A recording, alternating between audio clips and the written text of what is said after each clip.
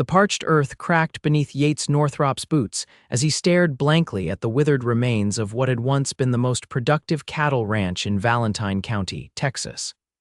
3 years of drought had reduced his inheritance to dust, his cattle to bones, and his faith to ashes.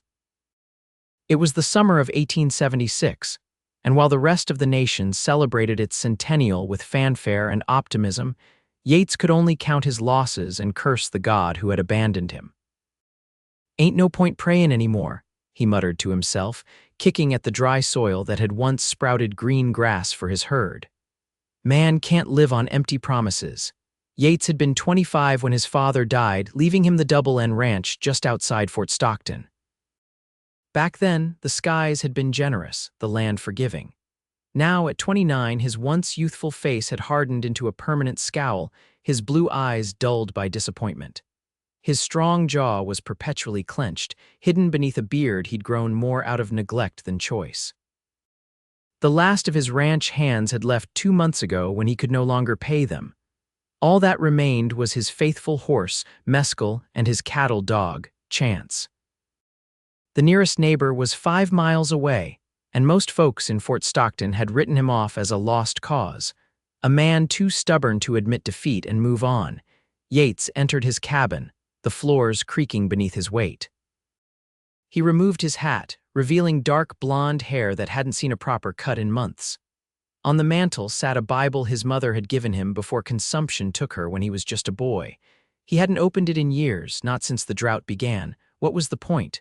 God wasn't listening. He poured himself a generous helping of whiskey, his evening ritual of self-medication. As he raised the glass to his lips, a knock at the door startled him. "Mr. Northrop," a woman's voice called from outside. "Mr. Northrop, are you home?" Frowning, Yates set down his glass and opened the door.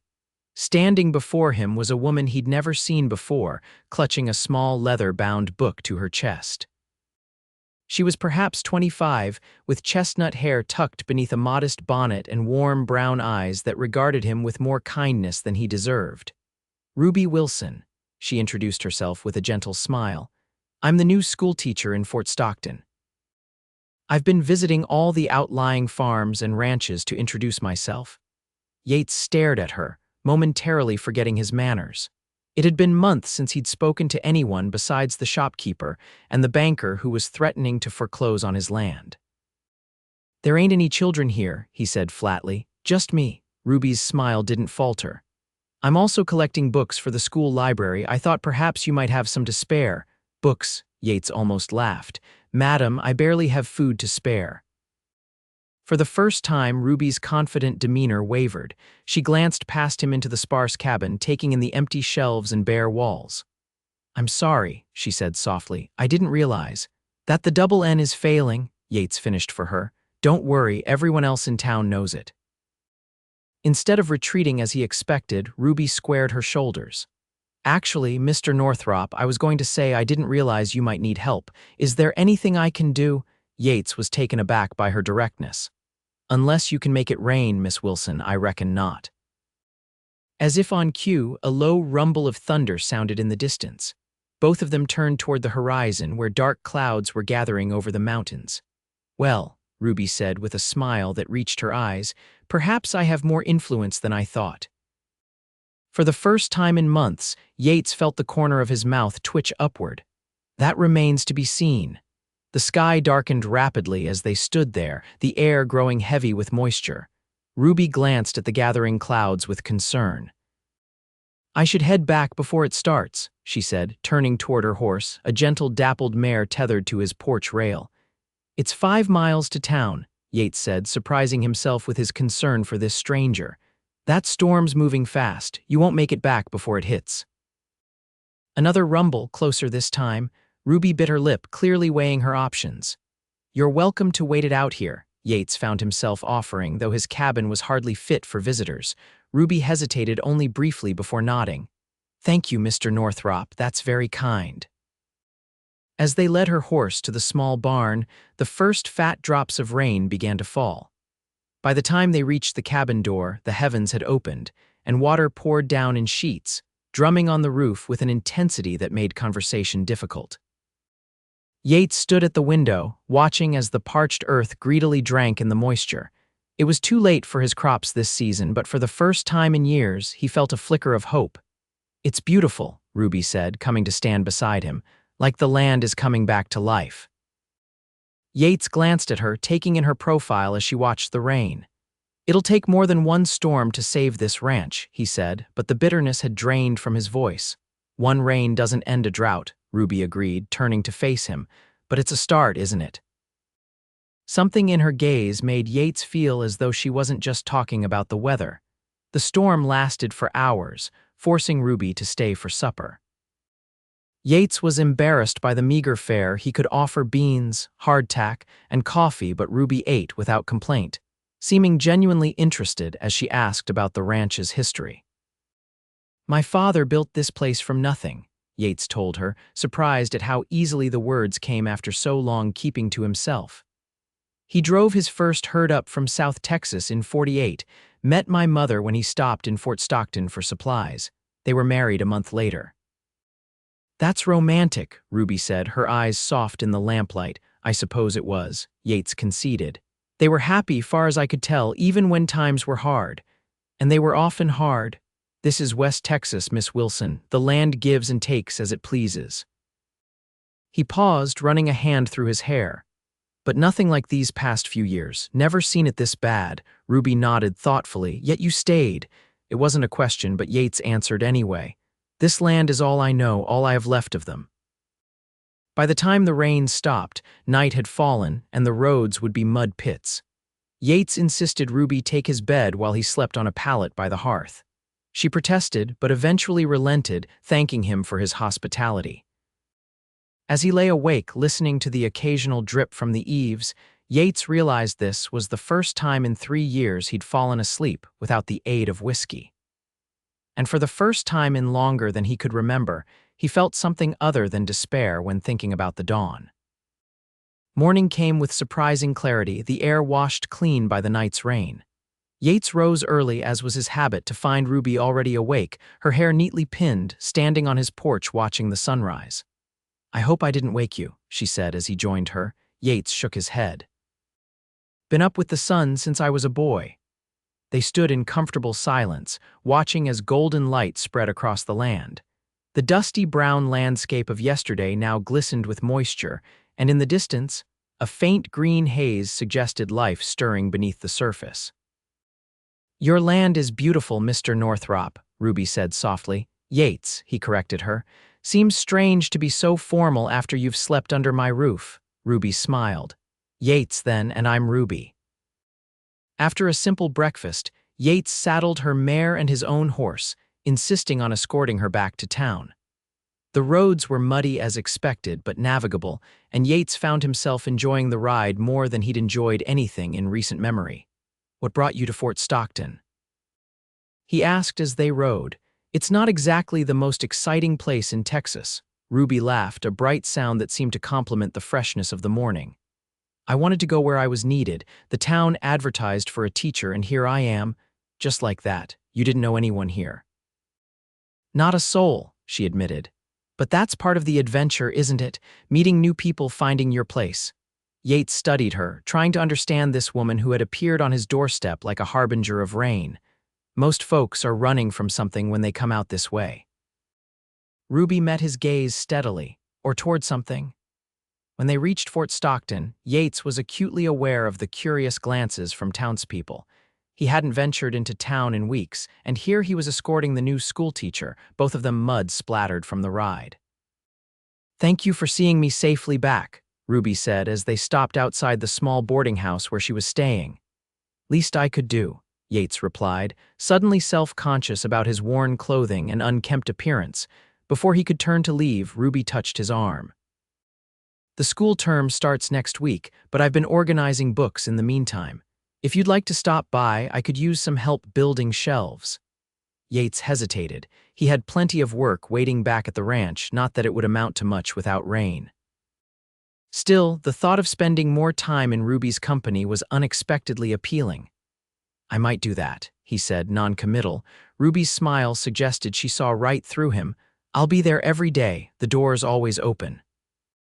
3 days later, Yates found himself standing outside the one-room schoolhouse, his hat in his hands. He'd bathed in the creek, trimmed his beard, and put on his least threadbare shirt. Still, he felt out of place as he watched Ruby through the window, arranging books on a makeshift shelf. Before he could lose his nerve, he knocked on the open door. Ruby turned, her face lighting up when she saw him. "Yates, you came," said I might, he replied, stepping inside.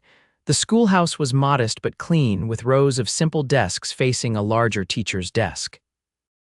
The walls were bare except for a map of the United States and a chalkboard. "I'm glad you did," Ruby said. "These shelves are proving more stubborn than expected." Yates examined the half-assembled bookcase, immediately spotting the problem.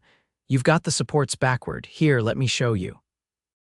For the next several hours, Yates worked on the bookshelves while Ruby sorted through her collection. They fell into easy conversation, with Ruby sharing stories of her childhood in Pennsylvania and her teaching experiences in St. Louis before coming west. "My father was a carpenter," she explained as she watched Yates work. "He would have appreciated your skill." "Was?" Yates asked, noting her use of the past tense. Ruby's expression grew solemn. "He and my mother died in a fire 2 years ago. Our home, their workshop, everything was lost." "I'm sorry," Yates said, genuinely meaning it. "That's a hard thing," Ruby nodded. "It was, still is some days, but they raised me to look forward, not back, so that's what I try to do." Yates thought about his own response to loss, the retreat into isolation, the bitterness, the abandonment of hope. Ruby had faced tragedy too, yet here she was, building something new in a strange town.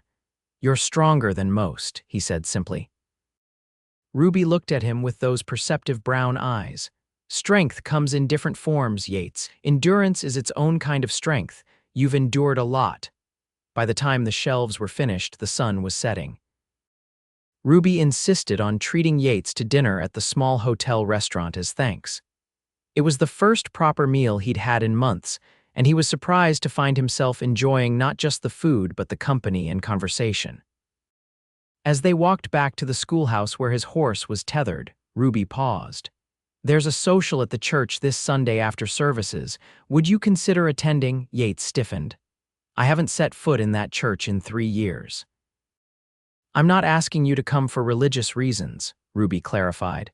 "Just for the company, for the community." "I'm not much for socializing these days." Ruby studied him in the fading light. "Isolation doesn't heal anything, Yates. It just lets the wound fester." Her words hit uncomfortably close to home.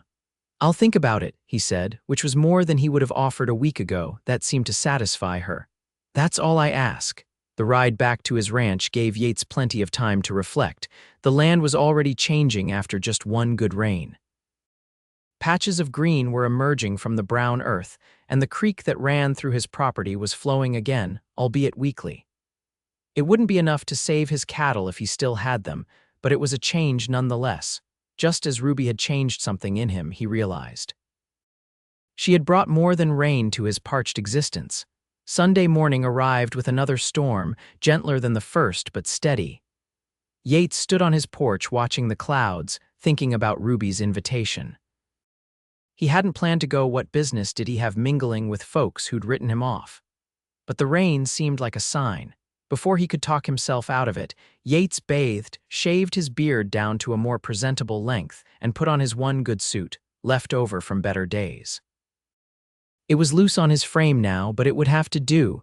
The church was packed when he arrived, the service already in progress. He slipped into the back row, keeping his head down, but not before catching Ruby's eye from where she sat near the front. Her smile of surprise and delight made the discomfort of being there almost worthwhile. Reverend Johnson's sermon was about faith in times of hardship, words Yates had heard and rejected countless times over the past 3 years. But today, something penetrated his defenses. "Faith isn't believing that God will give you what you want," the Reverend was saying. "It's trusting that whatever happens, you are not abandoned, that even in the desert there are springs of water if you know where to look." Yates thought about the rain that had come just as Ruby arrived at his door. Coincidence, surely. And yet, after the service, Ruby found him before he could escape. "You came," she said, her face glowing with what looked remarkably like pride. "Said I'd think about it." Yates replied, trying to sound gruff but failing miserably. And the social, she pressed. Will you stay? The church hall was filling with people, families setting out dishes for the potluck dinner. Yates felt conspicuously empty-handed. I didn't bring anything. Your presence is more than enough, Ruby assured him, taking his arm and guiding him inside. To Yates's surprise, not everyone treated him like a pariah. Old Mrs. Henderson asked after his health. The blacksmith, Jim Carlson, discussed the weather and its effects on the cattle ranges.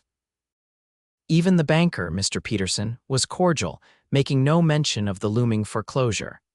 And then there was Ruby, introducing him to people as if he were a valued friend rather than the failing rancher everyone pitied. She stayed by his side, her presence a buffer against the awkwardness he felt. See, she said as they ate at a corner table. Not so terrible, is it? Yates had to admit it wasn't. These folks have short memories. 3 years of me keeping to myself and they act like nothing happened. Maybe they're just glad to see you rejoining the living, Ruby suggested. People care more than you think, Yates. He wasn't entirely convinced, but he was beginning to wonder if his isolation had been self-imposed rather than forced upon him. As the social wound down, Reverend Johnson approached their table.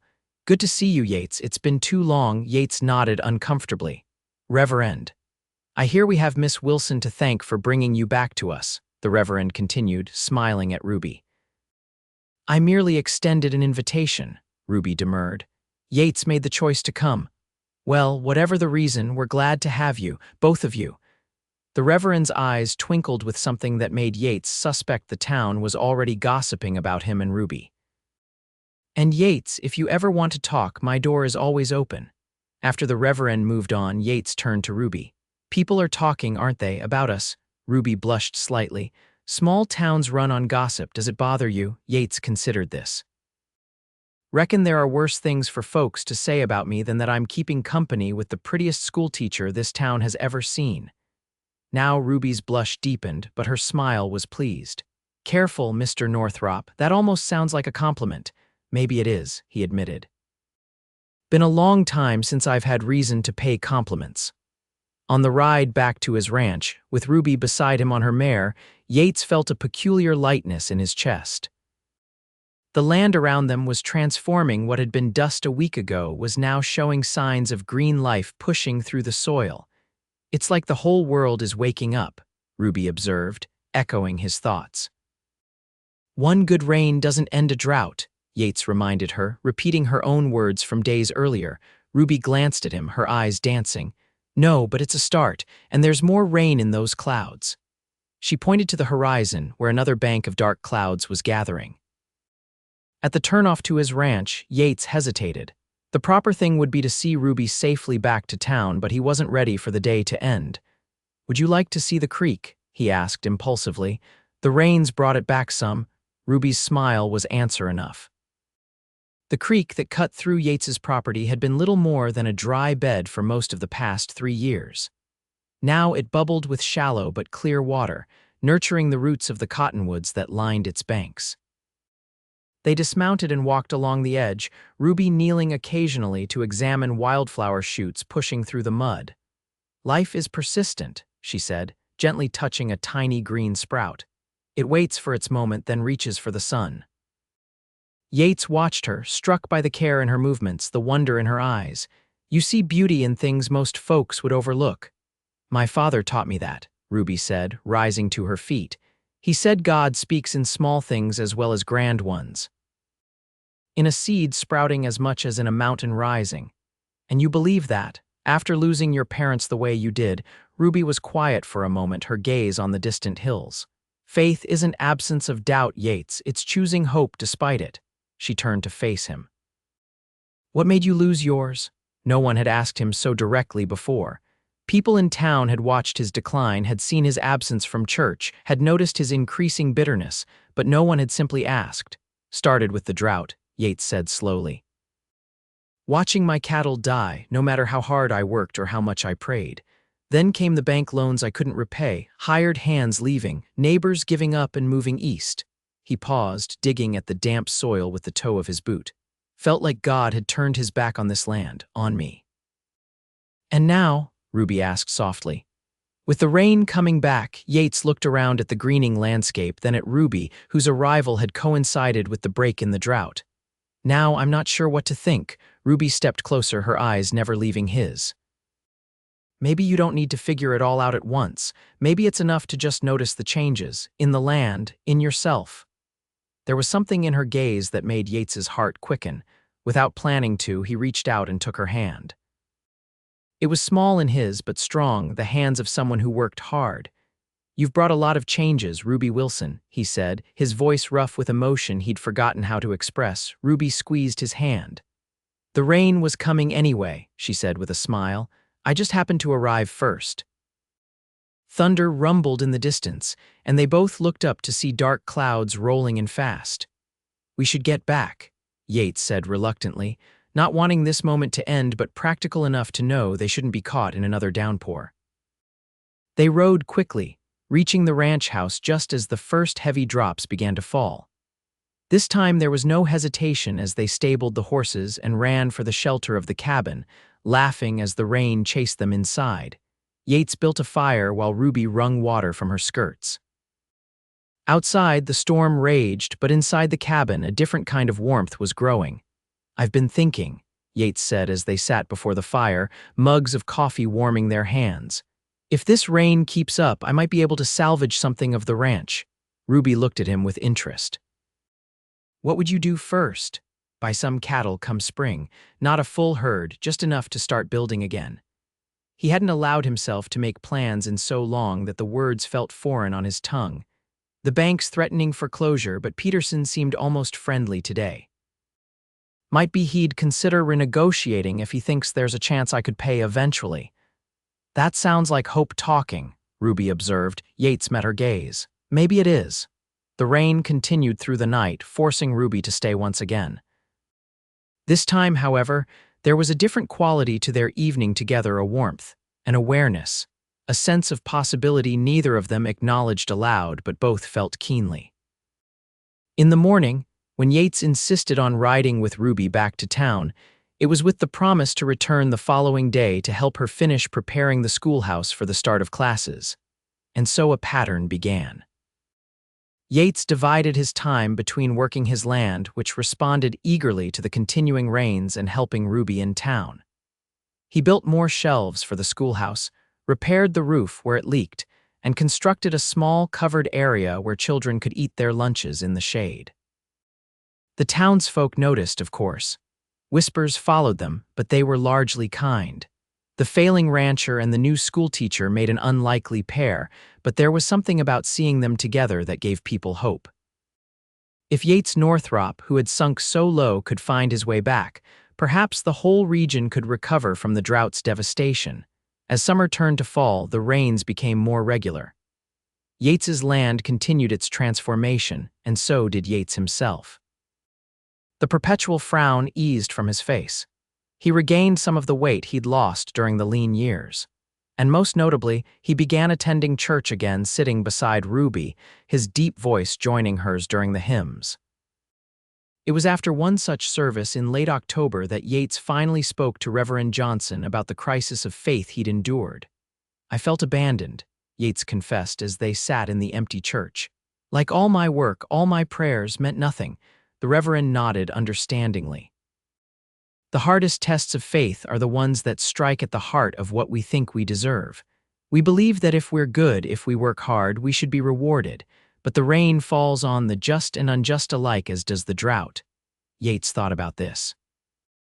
"So what's the point of faith then, if it doesn't protect you from suffering? Faith isn't a shield against hardship, Yates. It's a wellspring during it."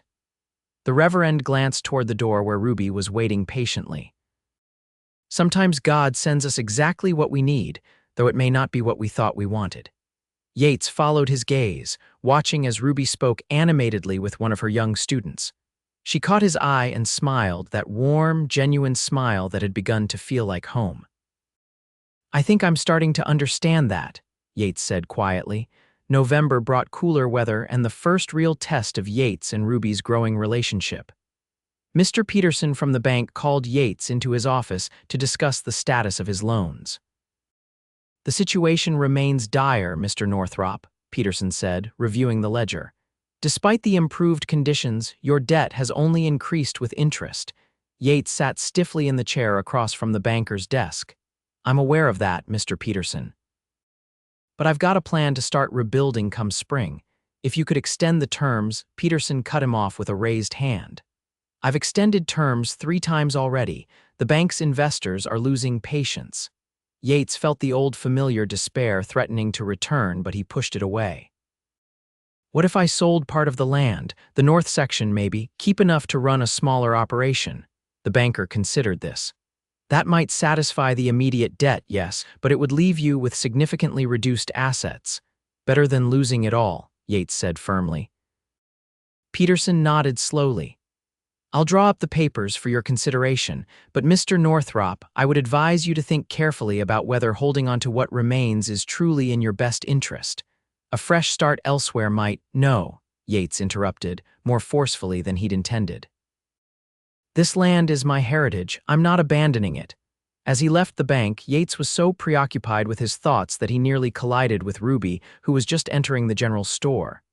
Yates, what's wrong? She asked, immediately sensing his distress.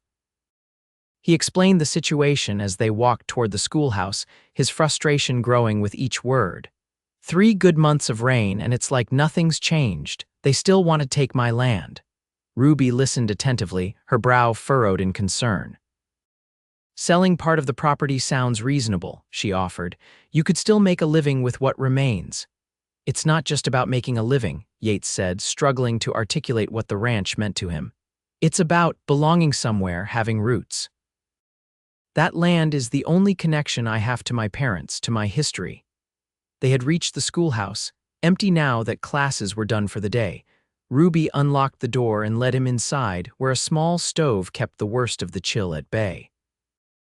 I understand that, Yates, she said as they sat at one of the student desks. But sometimes holding too tightly to the past prevents us from embracing the future. Something in her tone made Yates look at her sharply. What are you saying? Ruby met his gaze steadily. I'm saying that perhaps your worth isn't tied to that specific piece of land. That perhaps there might be other ways to honor your parents' memory while building something new. Easy for you to say, Yates replied, immediately regretting the harshness in his voice. You chose to leave your home behind. After it was destroyed, Ruby reminded him quietly. I didn't have the luxury of choosing to stay. Shame washed over Yates. I'm sorry, that was unfair of me. Ruby placed her hand over his. We all face difficult choices, Yates. The question is whether we let them define us or refine us. That evening, as Yates rode back to his ranch alone, he reflected on Ruby's words. The land stretched out around him, greener now but still bearing the scars of drought. Like him, it was recovering but changed. He thought about the northern section. He was considering selling the rocky terrain his father had always said was better suited for goats than cattle. Letting it go would hurt his pride more than his operations. And then there was Ruby. In just a few months, she had become essential to him in a way he hadn't thought possible after so much loss. When he imagined his future now, she was in it, but he'd never spoken of this, never dared to hope she might feel the same. The next day, Yates rode into Fort Stockton with a determination that surprised even himself.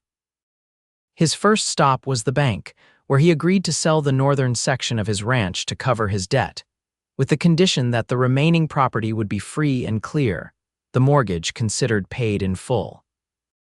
His second stop was the general store, where he spent more money than was prudent on a small silver brooch shaped like a raindrop, set with a single pearl. And his final stop was the schoolhouse, where Ruby was dismissing her students for the day. She looked up in surprise as he entered, waiting until the last child had left before speaking. Yates, I didn't expect to see you today after. Well, after yesterday. I've been thinking about what you said, he began, suddenly nervous now that the moment had arrived. About choices defining or refining us, Ruby nodded, her expression cautious. And I've made some decisions.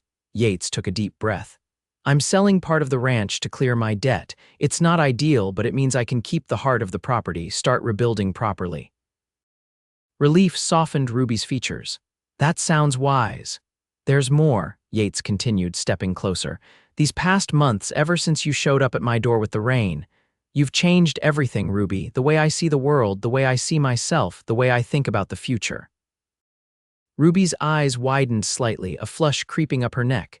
Yates, I don't have much to offer right now, he pressed on, but I will, and what I do have, my heart, my hands, whatever strength I possess is yours if you want it. He reached into his pocket and withdrew the small brooch. I know it's not much, and maybe I'm being presumptuous, but Ruby interrupted him by placing her fingers gently against his lips. It's beautiful, she whispered, her eyes shining, and you're not being presumptuous at all. Yates felt a weight lift from his shoulders. So you might consider. That is, would you think about? Ruby laughed softly. Are you trying to ask if I'll marry you, Yates Northrop? Making a terrible job of it, aren't I? He admitted with a self-deprecating smile. On the contrary, Ruby said, taking his hand in hers. I think you're doing just fine. And yes, I will marry you. Not because you need saving, but because together, I believe we can build something beautiful. The kiss they shared was gentle but filled with promise, like the first rain after a long drought. They were married on Christmas Day, 1876, in the Fort Stockton Church, with Reverend Johnson officiating. The small building was decorated with pine boughs and red berries, and despite the winter chill, there was a warmth that had nothing to do with the stove in the corner. Ruby wore a simple dress of deep blue, with Yates's silver raindrop brooch pinned at her throat. Yates stood tall in a new suit, his face clean-shaven for the occasion, his eyes clear and hopeful as he recited his vows. The townsfolk who attended, and nearly everyone did, remarked on the transformation in Yates. Gone was the bitter, isolated man who had withdrawn from the community. In his place stood someone who looked to the future with confidence, who spoke of blessings rather than curses. After the ceremony, as they greeted well-wishers, Mr. Peterson approached with his wife. Congratulations to you both, the banker said, shaking Yates's hand. Miss Wilson, Mrs. Northrop, now I understand you'll be continuing your teaching position. For the remainder of the school year, yes, Ruby confirmed. After that, we'll see what's needed both at the school and at the ranch. A sensible approach, Peterson approved. He lowered his voice slightly. And Yates, I wanted you to know the sale of your northern section has generated significant interest from several buyers. It seems the railroad might be considering a route through that area. You may have sold at just the right time. Yates exchanged a surprised glance with Ruby. Is that so? Well, sometimes luck turns in a man's favor, I suppose. Indeed it does, Peterson agreed. Though in my experience, luck favors those who persevere through hardship. As the banker moved away, Ruby squeezed Yates's hand. Did you hear that? The land you were most reluctant to part with might turn out to be the most valuable to sell. The Lord works in mysterious ways, Yates murmured, the phrase coming naturally to him now in a way it wouldn't have 6 months ago. That evening, as they drove the wagon back to what was now their ranch, their home snow began to fall, the first Fort Stockton had seen in years. The delicate flakes settled on Ruby's bonnet and on Yates's shoulders as he helped her down from the wagon. More moisture for the land, Ruby observed, tilting her face up to catch a snowflake on her tongue. Yates watched her, his heart full. You really did bring the rain with you, he said, drawing her into his arms. Ruby laughed, the sound bright in the winter stillness. And you found your faith again. It seems we've been good for each other. The best, Yates agreed, kissing her as the snow continued to fall around them, blanketing the once parched earth with promise. Spring of 1877 brought abundant rain and new life to the Northrop Ranch. Yates used the money from the sale of his northern section wisely, investing in a small but healthy herd of cattle and making necessary repairs to the ranch buildings. Ruby continued teaching until the end of the school year in May, after which she devoted herself fully to building their home together. The railroad did indeed purchase the land Yates had sold, paying a premium that allowed them to expand their operations sooner than expected. By summer, the Double N Ranch was well on its way to becoming one of the most productive in the county again. In July, as they celebrated their first Independence Day as a married couple at a town picnic, Ruby shared news that completed Yates's journey from despair to joy. They were expecting their first child. Are you certain? he asked, his voice thick with emotion as they sat beneath a cottonwood tree away from the festivities. Ruby nodded, her face glowing. The doctor confirmed it yesterday. We should welcome our little one sometime in February. Yates placed his hand gently on her still flat stomach, overwhelmed by the miracle of new life in the land, in their marriage, and now growing within Ruby. "Thank you," he whispered, pressing his forehead to hers. Ruby cradled his face in her hands. "For what?" "For bringing rain to my life when I needed it most," Yates said simply. "For helping me find faith again in God, in myself, in the future. We found it together," Ruby corrected him softly, "and we'll keep finding it day by day, season by season." As they rejoined the town's celebration, Yates looked out over the land that had once seemed cursed, but now flourished with renewed purpose. Like him, it had endured, waiting for the rain that would eventually come. And like the land, Yates Northrop had been transformed not by forgetting the hardships of the past, but by finding the courage to embrace the blessings of the present and the promise of the future, with Ruby by his side through drought and rainfall alike. Their child, a healthy boy they named Adam, was born on a cold February morning in 1878, bringing even more joy to their flourishing ranch. As the years passed, they would welcome two more children, a daughter, Hope, in 1880, and another son, Samuel, in 1883. The Double N Ranch grew and prospered under their care, becoming known throughout the region for its resilience and innovation. But whenever new settlers would ask about the secret to their success, Yates would simply smile and glance at Ruby, who had taught him that the most precious gift isn't rain for the land, but love for the soul, a blessing that, once found, sustains through every season.